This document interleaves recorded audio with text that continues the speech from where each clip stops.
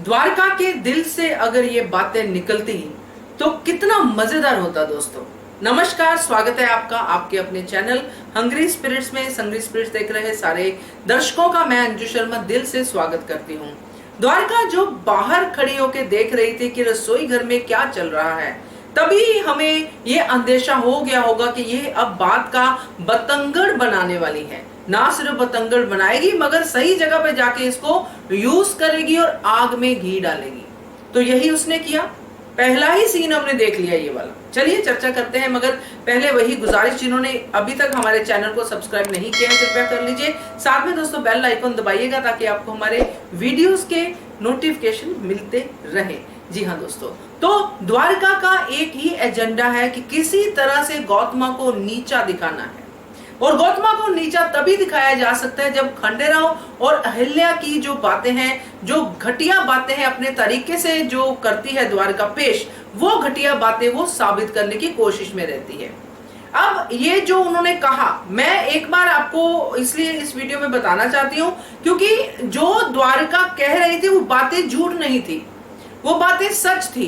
यही बातें मैंने भी अपने वीडियोस में कही है कि कहीं ना कहीं मल्हार राव होलकर ये बात नहीं समझ पा रहे हैं कि 7 साल बाद खंडेराव आए हैं और जो भी आते हैं उनको शासक का काम देना शुरू कर दिया है। और अभी उनकी जो अहिल्या के साथ भेंट हुई है, यंग अहिल्या के साथ, तो वो भी उनके सपने हैं। तो ये सारी बातें हमने आपसे पहले भी की हैं और द्वारका ने ये बातें कही आज के एपिसोड में कि वीरा है, 7 साल के बाद मिले हैं अहिल्या और खंडेराव, और बला बला बला बहुत सारी बातें कही। जो रसोई का सीन था उन्होंने अपने ही तरीके से बता दिया, जबकि जब द्वारका ने देखा था तब अहिल्या रसोई के बाहर खड़ी थी और बाकी जो रेणु, साशा और परीक्षित अंदर थे और खंडेराव उनके साथ जो है बातें कर रहे थे, हंसी ठिठोली कर रहे थे।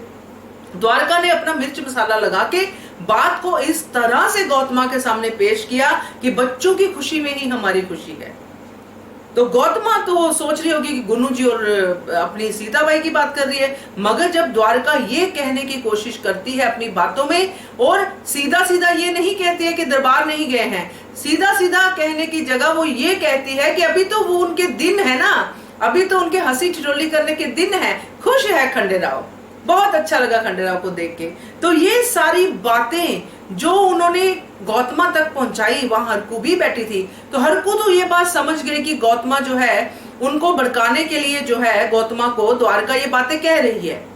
मगर गौतमा ये बात नहीं समझ पाई क्योंकि गौतमा डर गई है कि कहीं ना कहीं ये गलत हो रहा है और खंडेराव के हाथ से गद्दी चली जाएगी। इसलिए वो बहाना करके अहिल्या को वहां से ले जाती है, मगर द्वारका वो बात भी समझ जाती है और बहुत ही आनंदपूर्ण तरीके से उसको, क्योंकि मजा आ गया ना, पान खाया गौतमा के हाथ से, फिर उसको ये भी मजा आ गया कि जो मैंने तीली लगाई है माचिस की, जो मैंने आग लगाई है वो बहुत सही जगह पे लगी है। अब बाहर जाके ये अहिल्या को डांटेगी, हमें चाहे कुछ भी बोले कि हम सुनार के पास जाना है। तो ये जो द्वारका का जो गंदे वाला मन है, जिसमें बातें सही होती हैं, इंटेंशन बिल्कुल बिल्कुल गलत होती है, वो मन जो है बहुत ज्यादा पीड़ा देता है दोस्तों।